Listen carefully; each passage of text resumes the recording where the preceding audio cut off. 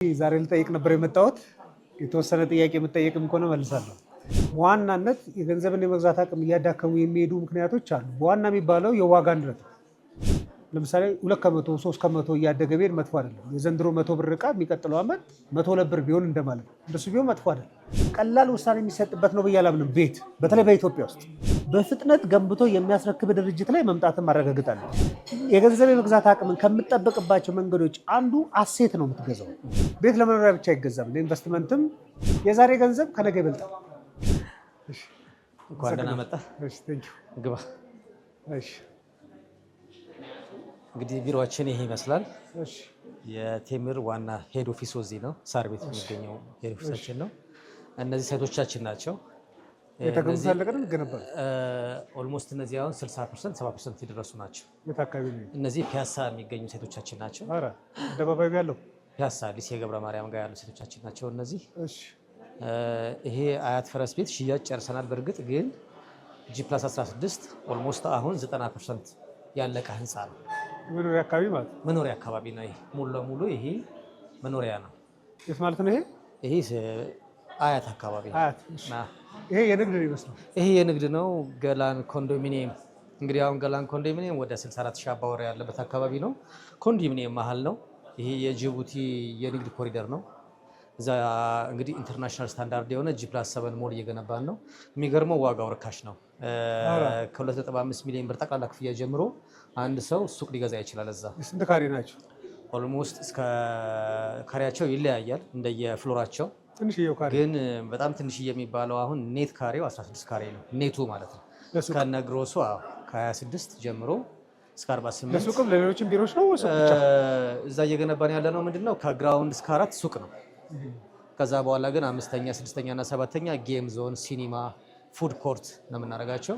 ሰፊ ካሬ የሚፈልግ ደንበኛ ካለም ወይም ያንተ ተመልካች ካለም ልንሰጠው እንችላለን። ግን በ500 ሺህ ብር ቅድመ ክፍያ እኛ ጋር መጥቶ ገላን ሱቅ መግዛት ይችላል እንደ ነጋዴ። ፋይንሽ የኛውስ የሚያምረው ይሄ ሳር ቤት እየገነባን ያለነው ሳይት ነው። እንግዲህ ሳር ቤት ከአንድ መኝታ ጀምሮ መግዛት ይችላሉ። ሳር ቤት አደባባይ ፑሽኪን ጋር እየገነባን እንገኛለን። አሁን ስራ ጀምረናል። ባለ 1 መኝታም ባለ 2 መኝታም ባለ 3 መኝታም የምንሸጥበት ነው። ሳር ቤት እንግዲህ እንደምታውቀው የዲፕሎማቶች ሰፈር ነው። ስታየው ዲዛይኑ በጣም ቆንጆ ነው። ፓርኪንግ አላቸው። 3 ቤዝመንት ፓርኪንጎች ይኖራቸዋል። ቆያያቸው ወደ ላይም ከግራውንድ በላይም 2 ፓርኪንጎች አሉት። ይሄኛው ብሉ ፖይንት ሳይት ይባላል። ወደ ቫቲካን መውረጃ ጋር ያለው ነው። ይሄን ይመስላል። ምናልባት ሳይቶችን ያው የአንተ ተመልካቾች መግዛት ቢፈልጉና ማየት ቢፈልጉ ንግድ ቢፈልጉ ከሆነ ፒያሳ፣ እነዚህ በሙሉ እየተገነቡ ባሉበት መሬት ላይ መጥተው መመልከት ይችላሉ። የንግድ ሱቅ ከፈለጉ ፒያሳ አድዋ 00 ፊት ለፊት እንሸጥላቸዋለን። ቡልጋሪያ አፍሪካ ህብረት ከገነት ሆቴል ወረድ ብሎም የንግድ ሱቅ እንሸጥላቸዋለን። በጣም ብዙ ቢልዲንጎች አሉ። የት ቦታ እንገንባላችሁ የሚሉ ቢልዲንጎች፣ የተሸፈኑ ቢልዲንጎቻችሁ ነው ያሉ አሉ። ብዙ ቦታ ነው ያለን። ግን አሁን ከረንትሊ አብዛኞቹ ተሽጠው ያለቁ ግንባታቸውም 90% ወይም ደግሞ ያለቀም አለ። ግን አሁን ከረንትሊ መግዛት የሚፈልጉ ከሆነ የንግድ ሱቅ የሚፈልጉ ከሆነ ፒያሳ አድዋ 00 ፊት ለፊት ቡልጋሪያ አፍሪካ ህብረት ከሜክሲኮ ወደ ቡልጋሪያ ስንወርድ እና ቅድም ያሳየው ገላን ኮንዶሚኒየም ጋር ሱቅ ይገዛሉ። አፓርትመንት የሚፈልጉ ከሆነ ሳር ቤት አደባባይ፣ ቡልጋሪያ አፍሪካ ህብረት፣ መገናኛ፣ አዋሬ እና አያት 49 አፓርትመንቶችን ከኛ መጥተው መውሰድ ይችላሉ። ይሄኛው ያው በትልቁ የለንም፣ ግን የፒያሳ ሱቅ ዲዛይን ነው። አንድ ቀን ሲመች በአካል ወስደሃለሁ፣ ግንባታውን ታየዋለህ። በጣም ይሄን ይመስላል እንግዲህ። እሺ፣ አመሰግናለሁ። በጣም መልካም ስለመጣህ ደስ ብሎናል። አመሰግናለሁ። ሰላም። እንግዲህ ጠያቂው ተጠያቂ ሆኗል። ዛሬ የኢትዮጵያን ኢኮኖሚክስ ቪው ስራ አስኪያጅ የሆነው ዋሲሁን እኛ ጋር መጥቷል። አንዳንድ ጥያቄዎችን እንጠይቀዋለን። ሰላም፣ እንኳን ደህና መጣህ ዋሲሁን። አመሰግናለሁ። በጣም እንኳን ደህና ቆየህ። መልካም። እንግዲህ ዞር ዞር እያልክ በትክክል ቤት ገንብተው የሚያስረክቡ የሪል ስቴት ኩባንያዎችን ትጠይቃለህ፣ ትመረምራለህ፣ ለተመልካቾችህም ታደርሳለህ። እንግዲህ ዛሬ ተረኛ ሆኖ ቴምር መጥተሃል። እኛን ከመጠየቅ በፊት እስኪ እንደ ምጣኔ ሀብት ባለሙያ የተወሰኑ ጥያቄዎችን አዘጋጅቼልሃለሁ። መልካም ፍቃድ ከሆነ ደስ ይለኛል። መልካም፣ ጥሩ አጋጣሚ ነው። እንደው መልካም። የገንዘብ የመግዛት አቅም ተዳክመዋል የምንለው ምን ሲሆን ነው? ሰዎችስ የገንዘብ የመግዛት አቅም እንዳይዳከምባቸው ምን ማድረግ ይኖርባቸዋል ትላለህ? ጥሩ ጥያቄ ነው። እንግዲህ በአጋጣሚ ዛሬ ልጠይቅ ነበር የመጣሁት። የተወሰነ ጥያቄ የምጠየቅም ከሆነ መልሳለሁ። እንግዲህ ብዙ ሰዎች በተደጋጋሚ ሲሉት ሰምተህ ሊሆን ይችላል፣ ብዙዎቹም ይሰማሉ። ገንዘብ የመግዛት አቅም ተዳክሟል የሚለው ቃል ማለት ነው።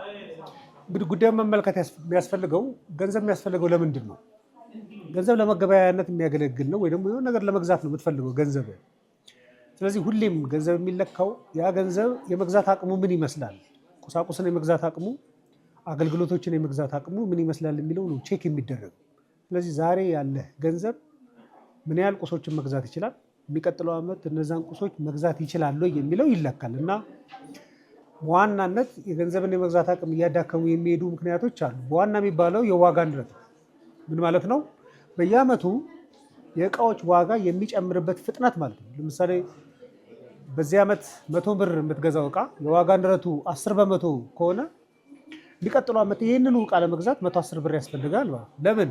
በ10 ብር ገንዘቡ እቃውን የመግዛት አቅሙ እየተዳከመበት ስለመጣ ማለት ነው። ስለዚህ የገንዘብ የመግዛት አቅም ሲባል እቃዎችን ለመግዛት ያ ገንዘብ ዋጋው እንዴት እያነሰ ይመጣል የሚለው። እንግዲህ የገንዘብን የመግዛት አቅም እንዳይዳከም የሚያደርገው መንግስትም ሊያደርግ ይችላል። ደግሞ ግለሰቦችም የራሳቸው ሚና ይኖራቸዋል። እንግዲህ መንግስት የዋጋ ንረቱን የተረጋጋ ማድረግ አለበት። ዋጋ የሚያድግበት ፍጥነት አይደግ እንኳን ሊባል አይችልም፣ ግን የእቃዎች ዋጋ የሚያድግበት ፍጥነት ግን ዝቅተኛ እንዲሆን ተፈጥሯዊ የሚባለው መጠን አለ። ለምሳሌ 2 ከመቶ 3 ከመቶ እያደገ ቢሄድ መጥፎ አይደለም። የዘንድሮ 100 ብር እቃ የሚቀጥለው ዓመት 102 ብር ቢሆን እንደማለት ነው። እንደሱ ቢሆን መጥፎ አይደለም። 110 ብር ሲሆን ግን ብዙ ነው ተብሎ ይታሰባል። ስለዚህ በመንግስት ሚናው እሱ ነው። በግለሰብ ደረጃ ግን ማድረግ የምትችለው ምንድን ነው? ዋጋ ንረቱ ውድ ከሆነና ዛሬ ላይ ገንዘብ የሚገዛው የሚቀጥለው ዓመት መግዛት የማይችል ከሆነ ማድረግ ያለብን ምንድን ነው? ዛሬ ላይ የሚቀጥለው ዓመት ዋጋው ከፍ የሚሉ ነገሮችን ገዝተህ ልትገኝ ትችላለህ። ከዋጋ ንረቱ በላይ ሪተርን የሚያመጡ ላይ ኢንቨስት እንድታደርግ ልትመከር ትችላለህ። ስለዚህ በጣም ስማርት የሆነ ውሳኔ ሰዎች መወሰን አለባቸው። ብዙ ውሳኔዎች ሊኖሩ ይችላሉ የገንዘብ የመግዛት አቅም የምጠብቅባቸው። ለምሳሌ ሰዎች ባንክ ገንዘባቸውን ሊያስቀምጡ ይችላሉ። ንብረት ገዝተው ሊያስቀምጡበት ይችላሉ። ንግድ ላይ ሊሳተፉበትና በየዓመቱ የሚገኘው ትርፍ ከዋጋ ንረቱ በላይ እንዲሆንላቸው ሊያደርጉ ይችላሉ። ዋጋው የሚጨምር አሴት ገዝተው ደግሞ ዋጋው ተጠብቆ እንዲቆይላቸው ሊያደርጉ ይችላሉ። እሱም መካተት ይችላሉ ብዬ አምናለሁ። ዛሬ የመጣኸው እንግዲህ ቴምር ሪል ስቴት ነው። ያው እኛ ደግሞ የምንሸጠው ቤት ነው። ስለዚህ ሰዎች ቤት ለመግዛት ሲያስቡ ምን መረጃዎችን ማጣራት አለባቸው ብለህ ታስባለህ? እንግዲህ እኔም ማምነው ቤት ሁለት አይነት ቫልዩ ነው የሚኖረው። ሰዎች ተከራይተው የሚኖሩ ከነበረ የኪራይ ወጪዎቻቸውን ሴቭ ለማድረግ የራሳቸው ቤት እንዲኖራቸው ሊያደርጉ ይችላሉ። የራሳቸው መኖሪያ ብቻ ማግኘታቸው ሳይሆን ደግሞ እንደ ዋስትናም ሊያገለግላቸው ይችላል። ሰው በቤቱ አስይዞ ሊበደር ቢዝነስ ሊጀምርበት ይችላል። በራሱ ቤት ደግሞ ቢዝነስም ሊሰራ ይችላል። እንደ ዋስትና ሆኖ ሊያገለግለው ይችላል። ደግሞ መኖሪያም ሆኖ ሊያገለግለው ይችላል። ሁለተኛው ግን ቤት ያላቸው ሰዎች እንደ ኢንቨስትመንት ሊጠቀሙበት ይችላሉ። አንዴ ታውጣና ቤትን ከገዛ በኋላ ምናልባት ቤትን እያከራየህ ገቢ የምታገኝበት ሌሎቹ መሰረታዊ ኑሮችን የምትመራበት ሆኖ ሊያገለግል ይችላል። ስለዚህ ቀላል ውሳኔ የሚሰጥበት ነው ብዬ አላምንም። ቤት በተለይ በኢትዮጵያ ውስጥ አንደኛ ርካሽ ነገር አይደለም። ቤት ትክክለኛ ዋጋ የሚፈልግ ነው። ረጅም ጊዜ ማስቀመጥ መቆጠብ አለባቸው ሰዎች። ደግሞ የረጅም ጊዜ ኢንቨስትመንት ስለሆነ በጥንቃቄ የምትወስነው ነው። ስለዚህ አሁንም እመለከታለሁ በጣም ብዙ ማስታወቂያዎች አሉ። ሰዎች ቤት እንዲገዙ ይጠየቃሉ። ብዙ ምርጫዎች አሉ። ብዙ ምርጫዎች ሲኖሩ ሰዎች ለመወሰን ሊቸገሩ ይችላሉ። እኔ ግን በዋናነት ሰዎች ቤት ለመግዛት ሲወስኑ ለምን ፐርፐዝ ነው ቤቱን የሚገዙት የሚለውን ማወቅ አለባቸው። ለመኖሪያ ከሆነ የሚፈልጉት ለመኖሪያ ትክክለኛ ዋጋ ያለ ቤት መሆኑን ቤት የሚሸጡ አካባቢዎች ላይ እየሄዱ በጣም ማጣራት አለባቸው። የግንባታ ደረጃቸው ያሉበትን ሁኔታም ደግሞ ማጣራት አለባቸው።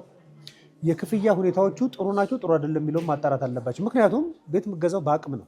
አንዳንዴ ሙሉ ከፍለህ በአንዴ ላትገዛ ትችላለህ።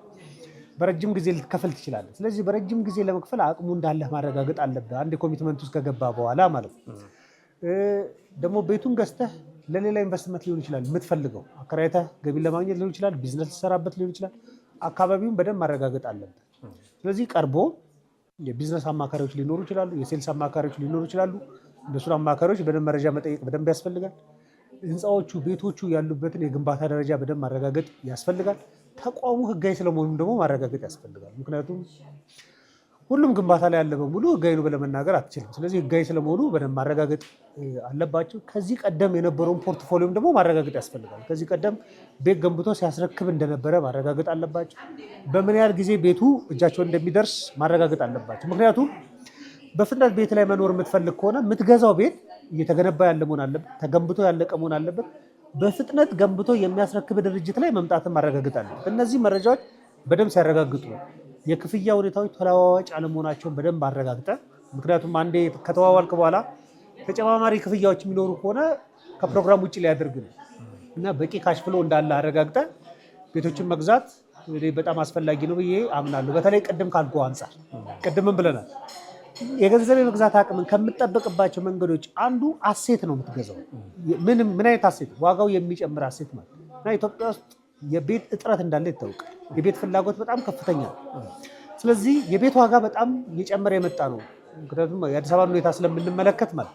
ስለዚህ ዋጋው ቶሎ ቶሎ የሚጨምር ደግሞ ቶሎ ቶሎ ብቻ እኮ በብዙ የሚጨምር። ለምሳሌ የዛሬ 3 ዓመት ወደኋላ ብንሄድ የካሬ ዋጋና አሁን ያለው የካሬ ዋጋ አለ። ወደፊት ደግሞ አሁን ባለው ዴቨሎፕመንት ደግሞ የካሬ ዋጋ ምን ያህል ውድ እንደሚሆን ደግሞ እናውቃለን። ስለዚህ የካሬ ዋጋው ከዋጋ ንረት በላይ ነው፣ 2-3 እጥፍ በላይ ነው። ስለዚህ ቤት ላይ ንብረቶቻቸውን የሚያሳርፉ ገንዘባቸውን የሚያሳርፉ ሰዎች ከኖሩበት በጣም ጥሩ ነው። በፍጥነት ከሚያደርገው ከኪራይ ወጪ ራሳቸውን ያድናሉ። መልሰው የሚሸጡት ከሆነ ከፍተኛ ትርፍ ያገኛሉ። ወደፊት መግዛታቸው የማይቀር ከሆነ ደግሞ ከሚጨምረው የካሬ ዋጋ ራሳቸውን ሴቭ እንዲያደርጉ እድል ይሰጣቸዋል። ስለዚህ እኔ ቤትን የምመለከተው ትክክለኛ አሴት ለረጅም ዘመን የሚሆን ለልጅ ልጅ የምታስተላልፈው አሴት እንደሆነ ነው እኔ የማምነው። ጠቀስ አድርገኸዋል። ለብዙ ጊዜ የሚቆይ ለልጅ ልጅ የሚሆን ኢንቨስትመንት እንደሆነ ቤትን ነግረህናል እና ቤት መግዛት ከሌሎች ኢንቨስትመንቶች አንጻር ሲታይ ምናልባት እስኪ በአንተ አገላለጽ እንዴት አድርገህ ታየዋለህ? የቤት ኢንቨስትመንት እና ሌሎች ኢንቨስትመንቶችን ታያቸዋለህ? ጥሩ ነው። ቤት ለመኖሪያ ከሆነ ከምንም ጋር ልታወዳደር አትችልም። ሰው መኖሪያ ማግኘት አለበት። አንዳንዴ ሰዎች ቤት ከሚገዙ ተከራይተው ኖሮ የቤት መግዣ ገንዘባቸውን ለሌላ ኢንቨስትመንት ሊጠቀሙ ይችላል። እንደየሰው ምርጫ። ቤት የሌለው ብቻ አይደለም ሊገዛ የሚችለው፣ ደግሞ ገንዘብ ያለው ብቻም ደግሞ ቤት እንዲገዛ ላይመከር ይችላል። አንዳንዴ ብዙ ገንዘብ ቤት ለመግዛት ከምታወል የተወሰነ ገንዘብን ሴፍ ታደርግና ተከራይተው እየኖሩ ሰዎች ግን ያን ገንዘብ ወደሚገላበጥና ብዙ ትርፍ ወደሚያስገኝ ኢንቨስትመንት ሊያዞሩ ይችላል። ግን ለመኖሪያ በጣም አስፈላጊ የሆነውን ለመኖር ከሆነ ሰዎች የሚገዙት በጥሩ ሪኮመንድ ታደርጋለህ። ግን ቤት ለመኖሪያ ብቻ አይገዛም። ለኢንቨስትመንትም የምትገዛው ሀብት ነው። ስለዚህ ለኢንቨስትመንት ገዝተው ሰዎች ሊያከራዩት ይችላሉ። አሴቶቻቸውን ሊጠብቁበት ይችላሉ። ቢዝነስም ሊሰሩበት ይችላሉ። ደግሞ ዋስትናም ሆኖ እንደሚያገለግላቸው አምናለሁ። ለምሳሌ የባንክ ስርዓቶችን ተመልከት። ባንክ ለማን ነው የሚያበድረው? ባንክ የሚያበድረው እኮ ንብረት ላለው ሰው። ከንብረቶች መካከል ደግሞ አንዱ ኮላተራል ነው የሚያገለግለው ደግሞ በዋናነት ምንድን ነው? ቤት ማለት ቤት ያለው ሰው። ዛሬ ላይ ቤት መግዛት የቻለ ሰው ነገ ተነገ ወዲያ ቫሊዩ በጣም የሚያድግ የባንክ ግምቱ በጣም ከፍተኛ የሆነ ቤት የራሱ ይኖረዋል ማለት ምን ማለት ነው? ለሌሎች ኢንቨስት ለማድረጊያ እድል ያገኛል ማለት ነው። ስለዚህ በፍጥነት ዋጋው እየጨመረ ያለ ኢንቨስትመንት መሆኑን ምንም ያጠራጥራል። ቤት ማለት ከምን ጋር ነው የምናነጻጽረው? ሰዎች ገንዘቦቻቸውን ቢያስቀምጡ የሚያገኙት ሪተርን በጣም ዝቅተኛ መሆኑን እናውቃለን። ሰዎች ከዚህ ቀደም ያልሰሩት ሪስክ ያለባቸው ቢዝነስ ውስጥ ገብተው ገንዘባቸውን ሊያጡ ይችላሉ። ሪስክ ውስጥ ሊገቡ ይችላሉ። አንዳንድ ቢዝነሶች ደግሞ የቤት ዋጋ በሚጨምረው ልክ ደግሞ ሪተርናቸው የሚጨምር አይደለም። ሪስክ ያለባቸው ነው፣ የመጥፋት ሪስክ ያለባቸው ነው፣ የመክሰር ሪስክ ያለባቸው ናቸው። ነገር ግን አንዴ ቤትህን ገዝተህ አስቀመጥክ ማለት ዲፕሪሺየት የማድረግ እድሉ በጣም ዝቅተኛ። እንደውም አዲስ አበባ ውስጥ የምናየው ዋጋው በፍጥነት ነው የሚጨምረው። የቤት ዋጋ ዲፕሪሺየት ሲያደርግ አይቻልም። ስለዚህ ቤት ገዝተህ ኢንቨስት አደረግክ ማለት ነገ ተነገ ወዲያ ቋሚ ገቢ ታገኝበታለህ። እያከራይ ደግሞ የምትኖርበት ከሆነ ደግሞ ከሬንት የነበረን ወጪ ትቀንሳለህ። ደግሞ ለብድር ዋስትናነት ደግሞ ቤቴን እጠቀማለሁ የምትል እኮ ደግሞ ኢኒሻል ኢንቨስትመንት አግኝተህ ቢዝነስ እንድትሰራ የምታደርግበት ነውና ቤት ገዝቶ መያዝ የሚመስል አይነት ኢንቨስትመንት በጣም ጥሩ እንደሆነ ነው ማምነው። ለተመልካቾችም ለእኛም እንዲሆን እንደ እውቀትም እንዲሆን ዛሬ መግዛትና ነገ መግዛት ምናልባት አሁን የዋጋ ንረቶች እያየን ነው። ከ10 እስከ 15% እስከ 20% እያልን እናያለን እና እነዚህ ንረቶች አንድ ሰው ዛሬ ቢገዛ የሚያገኘው ጥቅምና ውሳኔውን አዘግይቶ ቢገዛ የሚያገኘው ጉዳት ምንድን ነው ትላለህ? ባለው የምጣኔ ሀብት ባለሙያ ስለሆንክ ምንድን ነው ትላለህ አንተ? ዋናው ለዚህ የሚያስፈልገው ምን መሰለህ? ትሬንዱን ማየት አለብን። ለምሳሌ ወደ ኋላ ሄድና አንድ 10 ዓመት የካሬ ዋጋ እንዴት ነው እየጨመረ የመጣው? በጣም በከፍተኛ ሁኔታ ነው የካሬ ዋጋ፣ በጣም ብዙ እጥፍ ነው የካሬ ዋጋ እየጨመረ የመጣው። ስለዚህ ለምሳሌ የዛሬ 10 ዓመት ቤታቸውን በሆነ ካሬ ዋጋ የገዙ ሰዎች ዛሬ ላይ ሽጡ ብትላቸው በስንት እጥፍ ነው የቤታቸው ዋጋ የጨመረው? ዋጋ ንረት አለበት። ምክንያቱ የመሬት ጥበት አለ። የኮንስትራክሽን ዋጋ በጣም ውድ እየሆነ ነው የሚመጣው። የገንዘብ የመግዛት አቅም ደግሞ በፍጥነት እየተዳከመ ነው የሚመጣው። ስለዚህ ዛሬ ላይ ያለ በጣም ፍትሃዊ ነው የምትለው ዋጋ የምታገኝ ከሆነ ከነገ የተሻለ። ሁሌ የሚባለው ምን መሰለህ በኢኮኖሚክስ የዛሬ ገንዘብ ከነገ ይበልጣል። የዛሬ 100 ብር ከነገ 100 ብር ይበልጣል። ለምን? አትሊስት እንኳን 15 በመቶ ዋጋ ንረት አለ ብንል በ15 ከመቶ የሚቀጥለው ዓመት ይዳከማል። ስለዚህ ዛሬ ይሻላል ማለት ዛሬ የምትገዛው ይሻላል።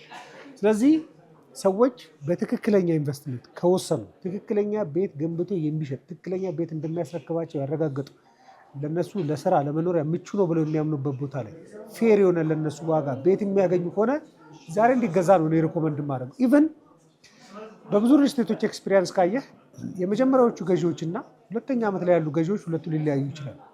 ሌላ ሳይት ላይ የተሸጠበት ዋጋና ሌላ ሳይት ላይ የሚሸጥበት ዋጋ ይለያል። እንደምትመለከተው ስለሆነ ኪራይ በምን ያህል ፍጥነት ነው እየጨመረ ያለው፣ አክቹዋል የቤት ዋጋ ደግሞ በምን ያህል ፍጥነት ነው እየጨመረ ያለው። ስለዚህ ሰዎች ገንዘባቸውን እጃቸው ላይ ማድረግ ችለው መግዛት የሚችሉበት ደረጃ ላይ ከደረሱ እኔ ዛሬ መግዛት አለባቸው ብዬ ነው የማምነው። ራሳቸውን ከብዙ ነገር ሴቭ ያደርጋሉ ብዬ ነው የማምነው። አሁን ጠይቃል በድርሻ እኔ ደግሞ በጣም መሰረታዊ እና ኦዲየንሱ ይፈልጋቸዋል ብዬ ማምንባቸውን ወይ ደግሞ እንደ ገዢ ይፈልጋሉ ብዬ ማምንባቸውን ጥያቄዎች ልጠይቅ እፈልጋለሁ። አንደኛ እንግዲህ እናንተ ጋር ቤቶች ገንብታችሁ እንደሚሸጡ ይታወቃል እና በጣም ብዙ ሪል ስቴት ዴቨሎፐሮች አሉ እዚህ ከተማ ውስጥ። እናንተ ጋር አንድ ሰው ቤት ለመግዛት ሲመጣ ምንድን ነው የሚያገኘው የተሻለ ዋስትና፣ ምንድን ነው የተሻለ አገልግሎት አለን ብላችሁ የምታምኑት፣ እናንተን ከሌሎቹ ዩኒክ ያደርገናል ብላችሁ የምታምኑት ምንድን ነው? ይህ መረጃ በጣም ፈልጋለሁ። አመሰግናለሁ። እኛን እንደምታውቀው አዲስ አበባ ውስጥ ብዙ ሪል ስቴቶች አሉ። ቴምርን ለየት የሚያደርገው ብለን እኛ እንደራሳችን የምናየው ነገር ምንድን ነው? አንደኛ ያው በቀጣይ የት እንገንባለሁት ወይም ደግሞ የትኛውም ሰው ወይ ባደገበት አካባቢ ሊሆን ይችላል ወይ በሚወደው ሰፈር ሊሆን ይችላል መርጠን እሱ ባለበት እንሄዳለን። እኛ ባለንበት አይደለም የምንጠራው። ብዙ መንደር ውስጥ ገነባላችሁ? ብዙ መንደሮች እንገነባለን። እንግዲህ ላለፉት 10 ዓመታት ወደ 10 ፕሮጀክት ሰርተን አስረክበናል። አሁን ወደ 33 ፕሮጀክት እየሰራን ነው። ከነዚህ ውስጥ ወደ 15 የሚሆኑትን ከ80 በመቶ በላይ ጨርሰናል። ወደ 9 የሚሆኑ ፕሮጀክቶችን አሁን እስከ መስከረም ድረስ እናስረክባለን። ኦልሞስት ከ1500 በላይ ካርታዎችን በዚህ 2 ወር ውስጥ እናስረክባለን። ቴምርን ለየት የሚያደርገው ሎኬሽን ነው። ፕራይም ሎኬሽን ነው የምንመርጠው። ሬዚደንሻልም ሆነ ኮሜርሻልም ሆነ ለደንበኛው ለዛሬ 10 ዓመት እና ለዛሬ 20 ዓመት ወይም ለዛሬ 50 ዓመት ቢኖርበት ሊኖረው የሚችለው ምቾት፣ ሪተርን ኢንካም፣ የኪራይ ገቢ፣ በሽያጭ ጊዜ ደግሞ ሪሴል ቫሊ፣ ይሄን አይተን በደንብ ሎኬሽን እንመርጣለን። ኮሜርሻልም ደግሞ ከሆነ የዛሬ 20 ዓመትም የዛሬ 30 ዓመትም 40 ዓመትም 50 ዓመትም ምን ያክል ያ ቦታ ትርፋማ ነው፣ ደንበኛው ሰርቶ ያገኝበታል፣ ልጆቹን ያሳድግበታል፣ ራሱን ያሳድግበታል የሚለውን ነገር ምክንያቱም እሱ ገንዘብ እስካገኘ ድረስ ነው እኛ እየተከተለ የሚሄደው፣ እኛ የሚቆም ነገር ስላልሆነ ስራችን። ስለዚህ ሎኬሽን ፎከስ እናደርጋለን፣ የመጀመሪያው ነገር። ሁለተኛው ነገር ቴምር ወለድ የለውም። ክፍያችን ወለድ የለውም፣ ፊክስድ ፕራይስ ነው። አንዴ ሰው ከተስማማ በኋላ እስከምታስረክቡበት ጊዜ ዋጋ ይጨምርበታል። ዋጋ ይጨምር፣ ብረት ቢጨምር፣ ሲሚንቶ ቢጨምር፣ የዶላር ኢንፍሌሽን ቢኖር እኛ ዋጋ አንጨምርም። ስለዚህ ዋጋችን ፊክስድ ነው። ብዙ ደንበኞቻችን ይቅርታ ዋጋ እንዳይጨምሩ የሚያደርጋችሁ አይ ቲንክ ዋጋ እንዲጨምሩ የሚያስገድደው በግንባታ ፕሮሰስ ያለ ወጪ ነበረ። ስለዚህ ዋጋው ሳይጨምርባችሁ ገንብታችሁ ለማስረከብ የምታደርጉት ኤክስፒሪየንሳችሁ ምንድን ነው? እንግዲህ ሁለት ነገር ነው እኛ በዋናነት የምናየው። አንደኛው ዴሊቨሪ ታይሙን ማፍጠን ነው። ዴሊቨሪ ቢፎር ዴሊቨሪ ማለት ፕሮጀክቱ ከታቀደለት ጊዜ በፊት ቀድሞ መጨረስ። ይሄ አንድ ኮስት ሚኒማይዝ የምናደርግበት መንገድ ነው። ካልጨረሳችሁ የምትጎዱት እናንተ ናችሁ። ካልጨረስ ነው የምንጎዳው እኛ ነን። ስለዚህ በተቻለ መጠን ከዴሊቨሪ ታይም ቀድሞ ዴሊቨር ማድረግ አንዱ ኢንፍሌሽኑን ኮንትሮል የምናደርግበትና የዋጋ ጭማሪዎችን ኮንትሮል የምናደርግበት መንገድ ነው። ሁለተኛው እኛ 10 ዓመት ውስጥ ስንሰራ ካፒታሉንም በደንብ የመሰብሰብ አቅሙ ነበረን አለን ይዘናል።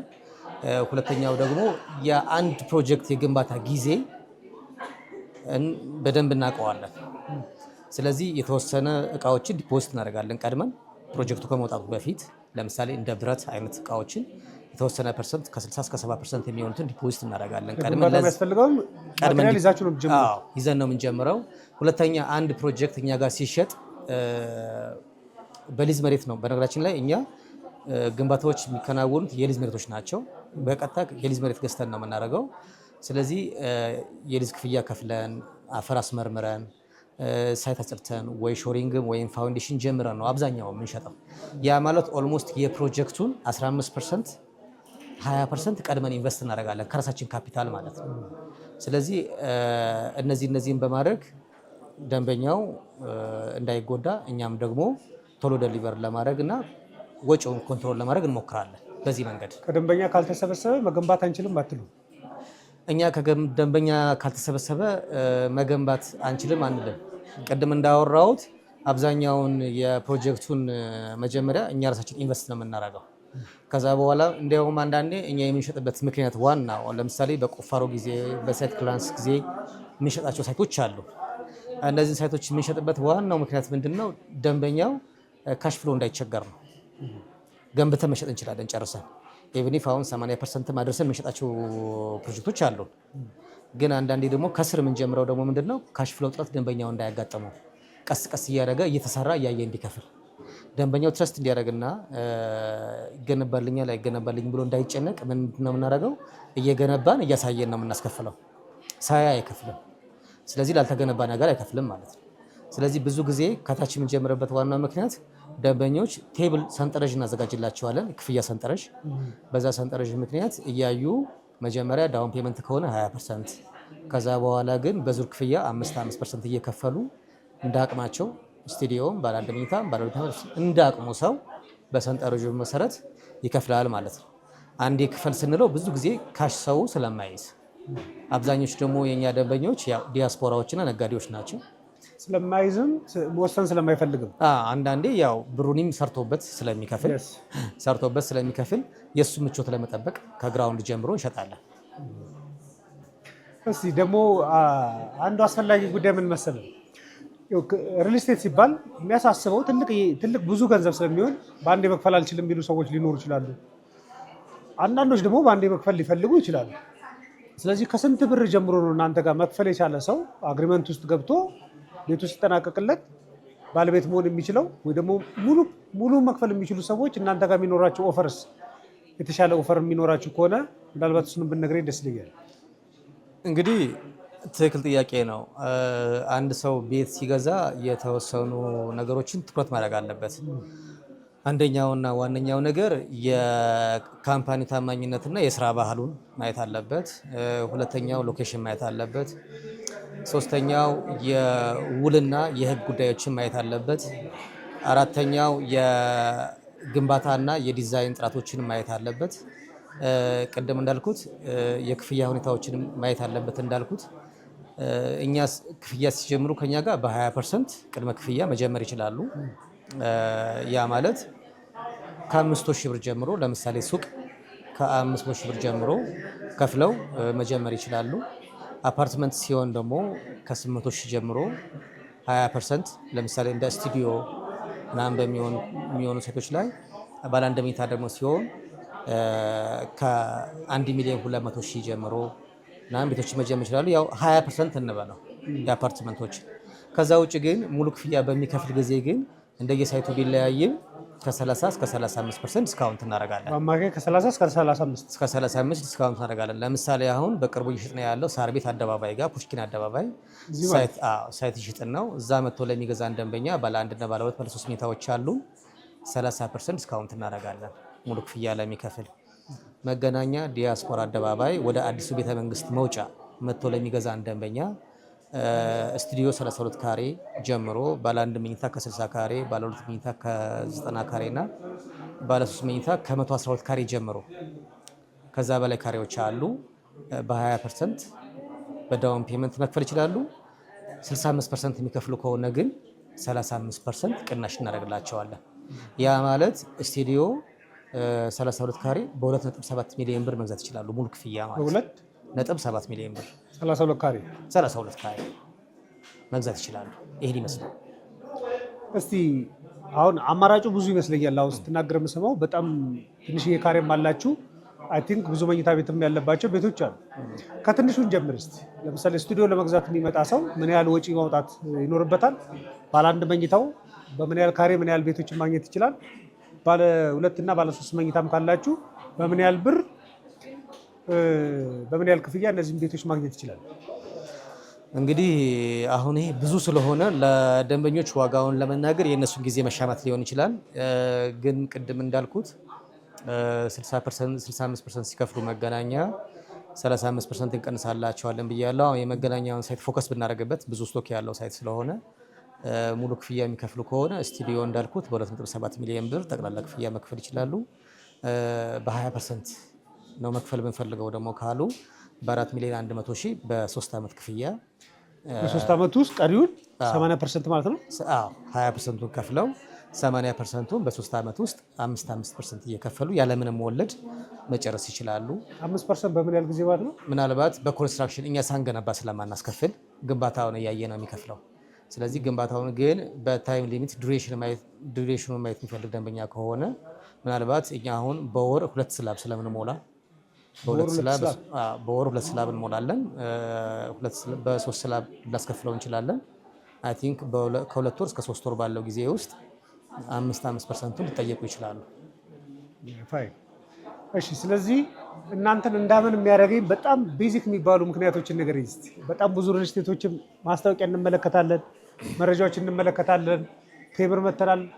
እንግዲህ በኋላ ሳይቶችንም አይ ቲንክ እንመለከታለን እና እናንተ ጋር ስንመጣ በጣም ኮንፊደንስ እንዲሰማኝ የሚያደርጉኝን ጥቂት ምክንያቶች ንገረኝ እስቲ። መልካም። አንድ ደንበኛ ቴምር ጋር የሚመጣ ከሆነ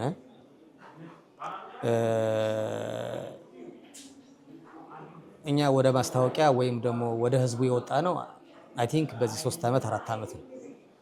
ቀድመን ስራውን መልመድ ስለነበረብን ብዙ ጊዜ ኢትዮጵያ ውስጥ ያልተለመደ ትሬንድ ስለሆነ ማውዝ ቱ ማውዝ የሚለው ነገር ላይ ሰው በደንብ ትረስት እንዲያደርግ ማውዝ ቱ ማውዝ ፕሮሞሽን ፈልገን ለ7 ዓመታት በነበሩን ደንበኞች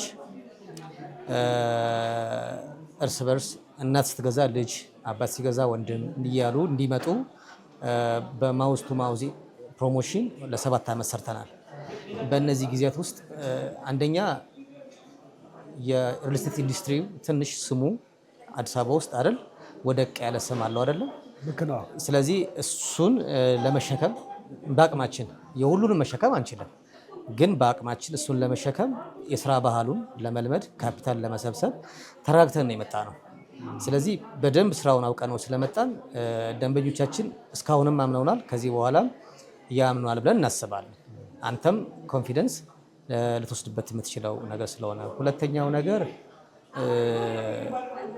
ገንብተን ስለሆነ ለደንበኞቻችን እየገነባን ስለሆነ ገንዘብ የምንጠይቀው ደንበኞቻችን እኛ ኢንቨስት ያደረግነው ነገር ነው ብር የሚተኩት እንጂ ቀድመን ከነሱ ጋር የምንወስደው ነገር የለም። ሁለተኛው ነገር ይሄ ነው። ደንበኞች ከመጡ ሳይትም ማየት ይችላሉ፣ የግንባታ ደረጃ መመልከት ይችላሉ። ደንበኞች ያስረከብናቸውን ቤቶች ማየት ይችላሉ፣ አሁን በግንባታ ላይ ያሉትን ማየት ይችላሉ። ፍሪሊ የፈለጉትን ሳይት በፈለጉት ሳይት ሄደው ማየት ይችላሉ። ከዛ ውጭ ግን ቴምር ሲመጡ ዛሬ ፒያሳ ቢገዙ ነገ መገናኛ መቀየር የሚፈልጉ ከሆነ ፍሪሊ መቀየር ይችላሉ። ሰዎች ሳይትና አካባቢ መለወጥ ይችላሉ። ሳይትና አካባቢ መቀየር ይችላሉ። ለምሳሌ በክፍያ ከኛ ጋር መሄድ ማይችሉ ከሆነ ሳይት ቀይረው አዲስ ወደሚገነባው መዞር ይችላሉ። ልዩነት ካለው ልዩነቱን ከፍለው መንደር መለወጥ ይችላሉ። ወለድ የለባቸውም። በዚህ ኮንፊደንስ እንዲኖርህ እንፈልጋለን። ሁለተኛ የሬፑቴሽን ችግር የለብንም። ግንባታዎቻችን ፈጣን ናቸው። ለምንድነው ፈጣን የምንሆነው? ቅድም እንዳወራ ነው ያው የዋጋ ጭማሪ ስለሌለው መዘግየቱ ቴምርን ዋጋ ስለሚያስከፍለው አብዛኛውን ጊዜ ቀድመን ነው የምንገነባው። በዚህም ለአንተ ተመልካቾችም እርግጠኝነት ዋስትና የምንሰጠው ነገር ነው። ከዛ ውጭ ሌላው ነገር እኛ የምንገዛቸው መሬቶች የሊዝ መሬቶች ናቸው። የሊዝ መሬት ደግሞ አጥሮ ማስቀመጥ አይቻልም። ግንባታ ማቆም አይቻልም። የባንክ ብድር መውሰድ አይቻልም። መንግስት ከፈለገው በላይ ሰዎችን ማስፈር አይቻልም። ስለዚህ የሊዝ መሬት ሲሆን ነፃነት አለው። ምክንያቱም ነባር ይዞታና ከመንግስት በስጦታ የተወሰደ መሬት አንሰራም። ስለዚህ ቀድመን ቅድም እንዳልኩት ገንዘቦችን ከፍለን ስለሆነ ሊዞችን ኦን የምናደርጋቸው ደንበኛው እርግጠኛ ሆኖ መክፈል ይችላል። ከዛ ውጭ ቤቶችን ባንገነባ እስከ 20% እንቀጣለን። ውላችን ላይ ተቀምጧል። አንቀጽ 12 ላይ ቤቱ የሚፈልገው ከሆነ ለመዘግየቱ ተቀብሎ ደንበኛው ደግሞ ግንባታውን ለምሳሌ አስቻይ ያልሆኑ ምክንያቶች የሚባሉ አሉ። ለምሳሌ ወረርሽኝ ቢነሳ ቴምር መገንባት አይችልም። ግንባታውን ለመስራት ማያስችሉ የሚባሉ ሁለት ሚንሶች አሉ። አንደኛው ያው እንደ ኮቪድ አይነት ወረርሽኝ ቢነሳ ከቴምር አቅም በላይ ስለሆነ 3 ወር እናራዝምና ከ3 ወር በኋላ ግን ለሚዘገየው 0.01% የቤት ኪራይ አበል እንከፍላለን። ለገዢ እንከፍላለን። ያ ማለት እንግዲህ በወር የ9 ሚሊዮን ብር ወይ 8 ሚሊዮን ብር ቤት ቢገዛ አንድ ደንበኛ ከ30 እስከ 40 ሺህ ብር እንከፍለዋለን ማለት ነው። ግን እንዲህ አይነት ነገር እኛ አጋጥሞን አያውቅም። ምክንያቱም ያው ቀድመን ስለምንገነባ አብዛኛው የኛ ደንበኞች የቴምር ቤቶች ተገንብተው ነው ወይስ በቅለው ነው እስኪሉ ድረስ እንገነባለን። ቅድም እንዳልኩት 4 አይነት የኮንስትራክሽን ፌዝ አለን። የመጀመሪያው ሳይት ክሊራንስ ፌዝ አለን። ሁለተኛው ፋውንዴሽን ፌዝ ነው። ሶስተኛው ስኬሌተን ነው። አራተኛው ደግሞ ፊኒሽንግ ፌዝ ነው። ስለዚህ ፕሮፌሽናል በሆነ ወይ ነው የምናስገነባው ህንፃዎችን። ስለዚህ ፋውንዴሽን ቲም ከክሊራንስ ቲም ይቀበላል፣ ሳይት ከሚያጸዳው ቲም ማለት ነው። ፋውንዴሽን ይሰራል። የፋውንዴሽንን ስኬሌተን ቲም ይቀበላል፣ ስኬሌተንን ፊኒሽንግ ቲም ይቀበላል። ስለዚህ እርስ በርሳቸው የተያያዙ ነው፣ ተመጋጋቢ ስለሆኑ በፍጥነት ስራዎችን የመስራት እድሉና ፕሮፌሽናል በሆነ ወይ ጥራት ባለው መንገድ የመገንባት አቅም አለን። ስለዚህ ለተመልካቾችህ በሙሉ ኮንፊደንስ ይሄን መናገር ትችላለህ። እሺ፣ አመሰግናለሁ። እንግዲህ ተመልካቾች መረጃውን ከትክክለኛ ከቦታው ላይ እንደማጣራላችሁ ብዙ ጊዜ በኮሜንት ላይ የትኛው ሪል ስቴት ነው ገንብቶ የሚሸጠው የሚል ጥያቄ እኛ ጋር ይመጣል። ቤት መግዛት አሁን ያዋጣል የሚል ጥያቄ ይመጣል ኮሜንቶች ላይ እና መልእክቶች ላይ። ስለዚህ እሱን ለማጣራት በየሪል ስቴቱ ያሉበትን ስታተስ እንዴት እንደሚሸጡ ያሉበትን ዋጋ እንደማጣራላችሁ ነግሬያችሁ ነበር። ዛሬ ቴምር ሪል ስቴት መጥቻለሁ። አይ ቲንክ በቂ መረጃ እንዳገኛችሁ አስባለሁ። አንተም ለሰጠኝ መረጃ ከልብ አመሰግናለሁ። መልካም ቀን ይሁንላችሁ።